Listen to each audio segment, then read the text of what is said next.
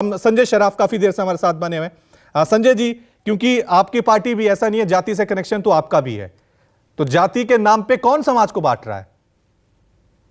नहीं, देखिए, बांटने की अगर बात है, आज अगर आप देखेंगे इंडी गठबंधन के जितने भी नेता है ओबीसी चला रहे, अच्छी बात है।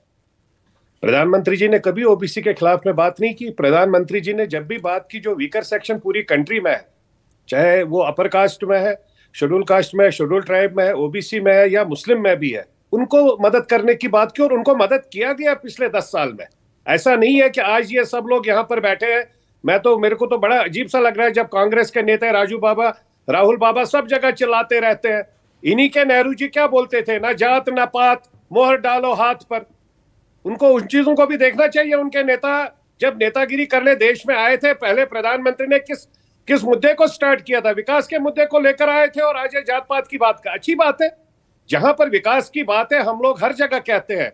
रिजर्वेशन है, मंडल के माध्यम से भी रिजर्वेशन है। जहां ओबीसी की बात है, ओबीसी में आप देखें किसको डाला जा रहा है। अगर ओबीसी अदर बैकवर्ड क्लास है, उसमें भी हिंदू है। फिर ये तो टोटली एंटी हिंदू वाला मुद्दा उठा के ये लोग बैठे हैं। इंडी गठबंधन वाले, लालू जी वाले बैठे हैं। हमारा समाजवादी का बड़ी बड़ी बातें कर रहा था। मुस्लिम यादव कॉम्बिनेशन किसने किया? या तो बिहार में लालू जी ने किया, नहीं तो यहाँ पर मुलायम सिंह यादव जी ने किया। एमवाई कॉम्बिनेशन को लेकर एमवाई आगे लेकर चलते गए।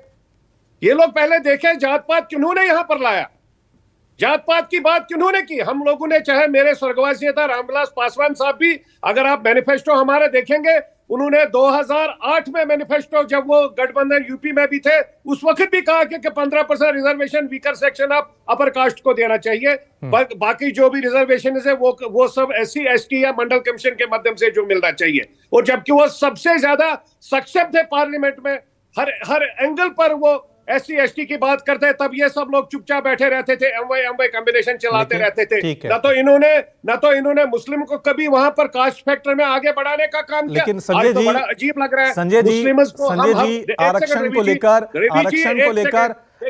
को लेकर एक तर्क दिया जाता है। हम लोगों को थोड़ा टाइम दे दीजिए आप। ठीक है, जहां पर नहीं आपको ही दे रहा हूं, आपसे बस क्रॉस सवाल है, आपसे सिर्फ क्रॉस क्वेश्चन है। खाली शिया सुनी होता था, आज तो कर्नाटक में इन्होंने ओबीसी मुस्लिम बना के। ठीक है संजय जी, क्रॉस सवाल ले लीजिए। ठीक है, ये कहा जाता है कि आरक्षण को लेकर इस देश में हुआ है, आरक्षण मिल भी रहा है, लेकिन आरक्षण मिला किसको? जो पिछड़ी जातियों में, दलित जातियों में, जो उच्च वर्ग है, जो संपन्न वर्ग है। आप अभी अपनी पार्टियों का एग्जांपल, मैं कह रहा हूं आप अपनी पार्टियों का एग्जांपल ले लीजिए। आपकी पार्टी अभी 2 धड़ों में बटी हुई है, लेकिन उच्च पदों पे कौन बैठा हुआ है? अभी शिवम जी ने जब बोला लालू जी के लिए, इनको बोला कि उनको बोले रिजाइन करे उनके बेटे को, वो वहां पर अपने कास्ट के किसी को बिठाए, ओबीसी वाले को।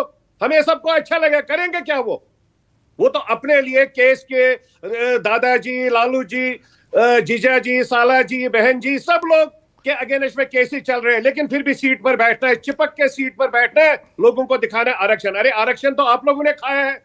आरक्षण ओबीसी अगर खाए, वो आप लोगों ने खाया है जो कुर्सियों पर बैठे हैं। क्या आप लोगों ने अपने घर के बाहर दिया? ठीक है, मेरे पास टाइम की मैडम राबड़ी जी चीफ मिनिस्टर, उनका बेटा मंत्री। ठीक है, मैं ले लेता हूं। चितरंजन जी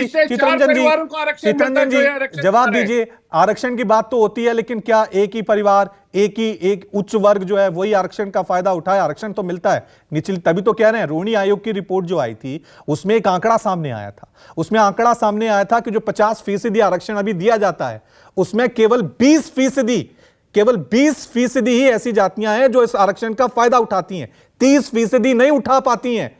तो यह भी तो एक करेक्ट आंकड़ा है ना, कि जो संपन्न वर्ग है वो आरक्षण पे फायदा उठा रहा है। नहीं